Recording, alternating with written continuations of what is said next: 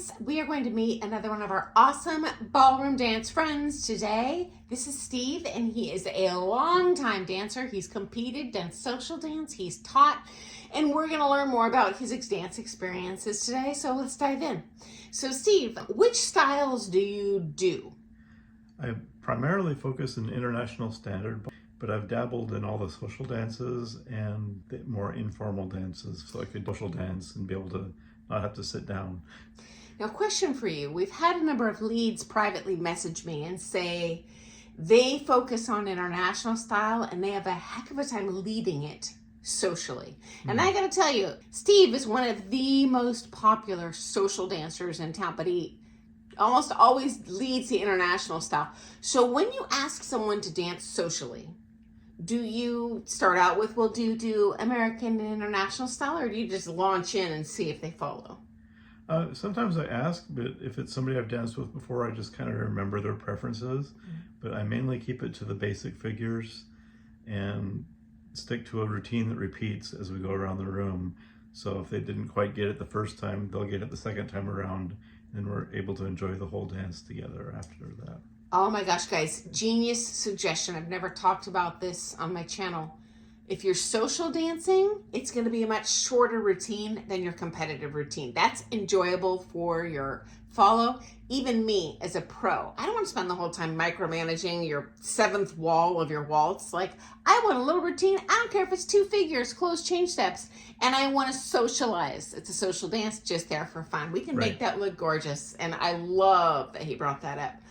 Okay, so how long have you been dancing? Since 2005. And have you done groups or privates? Both. I like having group classes and privates, especially when I'm preparing for a competition. The privates are invaluable. Okay, and another question I got recently, hopefully you can answer. What do you feel is the sweet spot, the right amount of privates to take when you're competing to ensure progression? At least twice a week. Yeah, I actually just recorded a video on this same topic, and that was what I pulled out of my keister too. So I think we hit the sweet spot at least twice a week. Yeah.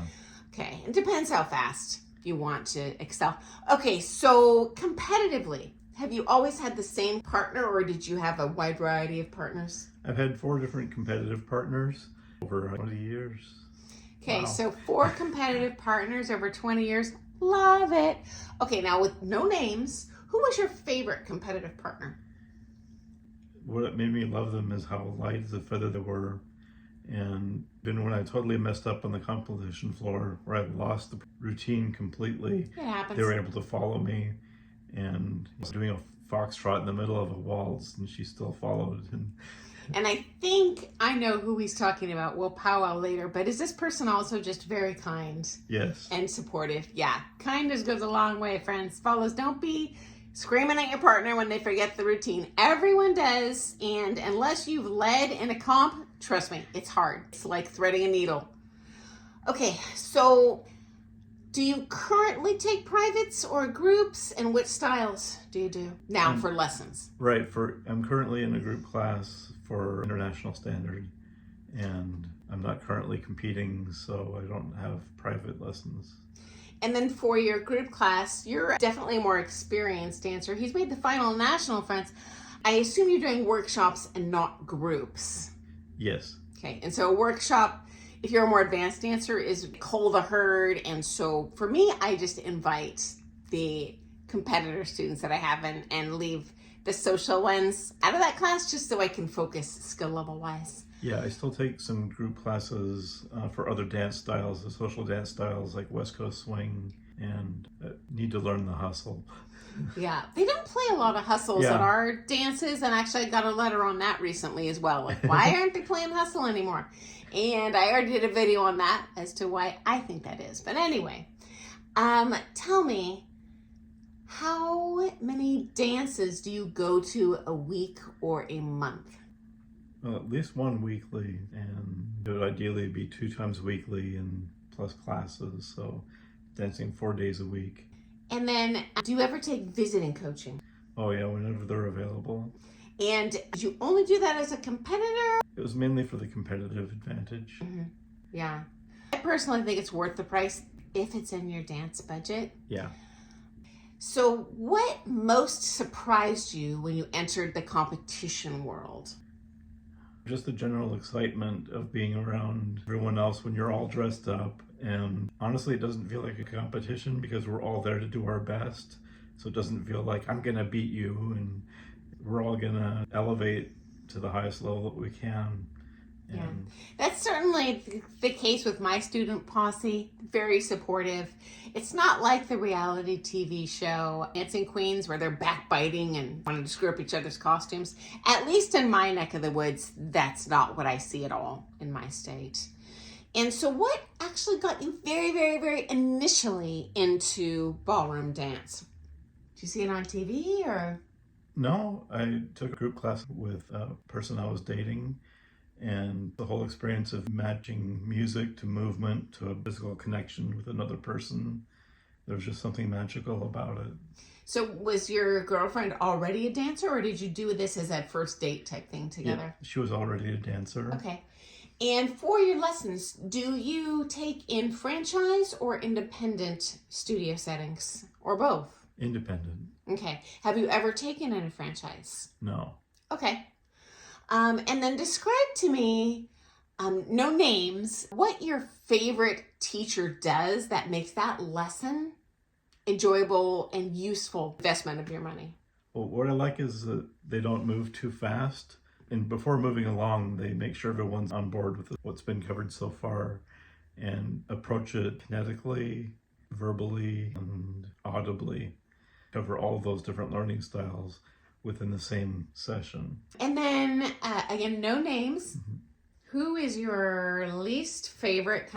What makes that bad ballroom teacher not helpful to learn from? Well, they move on before everyone is in sync so that everybody understood what was being asked, and then they change the routine before moving on. So do you handle that in a certain way, or do you just roll with it when that happens? I have to just roll with it and do what I thought they wanted. Okay. Yeah. Excellent. What's your favorite thing about social dancing? Well, the social aspect, meeting people and the variety of music. Yeah. And then Steve is actually a very long-term teacher as well. He hasn't been teaching this last few years, but I would love to hear more about that. There's a lot of people interested in that segue and how that happens. So how did you dip your fingers in that sink of water? I found myself at a large studio that had spare floor space, and I was able to waltz right into it. Mm-hmm. And I had a really good instructor that had confidence in me and teaching what they had modeled for me. And then were you paid commissions on selling packages? Were you paid a commission on each lesson? Was it a flat dollar fee? How did that work? I'd get a cut of what people paid for the group class. Okay. And then what was the most challenging aspect of teaching that you first encountered? I don't know if it might sound arrogant that I didn't have any challenges. I just followed the same thing that was modeled for me, and I had a lot of success. I gotta tell you guys, he is so spot on. I am so blessed. I've had some really good teachers. I don't reinvent the wheel. I'm like, wow, they did that. Those people learn quickly. I'm going to do that too. And I just copy them. So if you have a popular teacher, even if it's just a social dance teacher, if you can assist in their classes for free, don't pay for the training, you will learn so much and be a successful teacher. It's just the easiest way to come out of the chute, be really successful. Do you have a favorite style? Well, International Standard is my favorite style, and the challenge of Foxtrot and the way it flows is my favorite. Mm-hmm. And what's the biggest challenge you've encountered in your dancing? Is it maintaining that competitive partnership? That can be stressful. Injuries, heaven knows I've had my share. What's been your biggest challenge? Injuries. That puts you out sometimes for years at a time. Mm-hmm. Yeah. Yeah, and it's common, guys, and if it happens to you, just know Steve's come back from bad injuries. I've come back from bad injuries. It can be done, just with patience. So if you have any advice for anyone getting into the comp world, what would it be? Find someone that personality matches with, not necessarily your skill levels at the same time. So you'll get in sync skill level wise as you go. But what's more important is how you negotiate lessons together and practice time together. I love it. And did you have a favorite comp that you enjoyed going to? Well, local comps are great, but what was the one in Canada? Snowball Classic? The Snowball Classic was my favorite. Just the whole experience of seeing more international people there. Yeah. If you're an amateur, I definitely recommend the IDSF sanctioned events. They are wonderful. These are world ranking. They usually fly in couples from around the world. So you learn so much and just enjoy a beautiful experience. If you can, go to those comps and watch those events. And because they draw on the champ level people, they tend to draw in big crowds to enter the lower categories as well. And I think it's a little more rewarding to go to a comp and maybe place in that final when they've got like a quarterfinal than just showing up and, yay, I'm one of one. I love that. So guys, I am sure Steve will be willing to come back if you have more questions for him. I just so appreciate people that are willing to come on here and share their story, and I love hearing your story too, because I am but one person in the ballroom dance world, and there are so many of us with unique experiences. So thank you, Steve. You're welcome. I'll see you tomorrow. Thanks, guys. Bye.